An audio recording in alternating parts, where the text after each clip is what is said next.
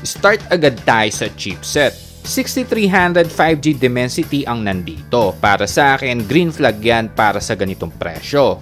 Para may idea lang tayo, ito yung result na AnTuTu score ng 6300. So expect natin ganito maglalaro ang points, more or less. Number 2 screen. 6.67 inch na HD Plus na IPS display. Cons yan kasi HD resolution tapos IPS display lang ang linagay.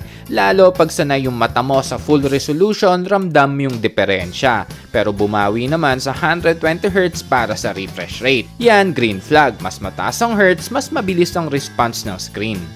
Number 3, memory and storage. Sa ngayon, isang variant pa lang available. Ito yung 8256. For sale ito ngayon ng 7,749 pesos. So after ng promo, ang regular price daw ay ito.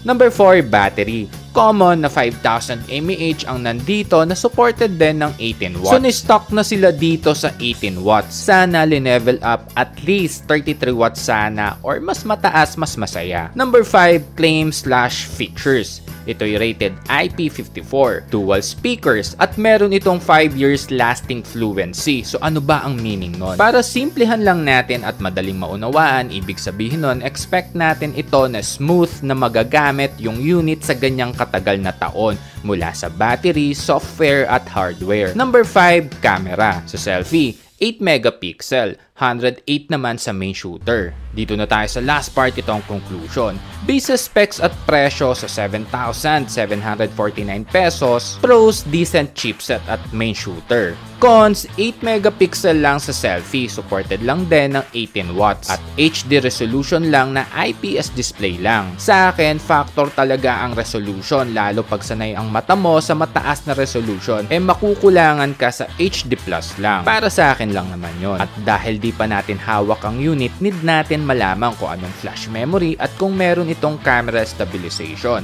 So 50-50 muna tayo dito. Alternative, sa ganitong presyo, dagdag ka ng onte, mas okay yung Infinix Hot 50 Pro Plus, Tecno Spark 13 Optimus Prime at Itel S25 Ultra. Mga alternative lang naman ito na pwede natin pag-isipan para mas masulit natin yung perang pinaghirapan natin. So yun lang guys, hanggang sa mga susunod na sneak peek, ako si Kuya Gesmo, peace.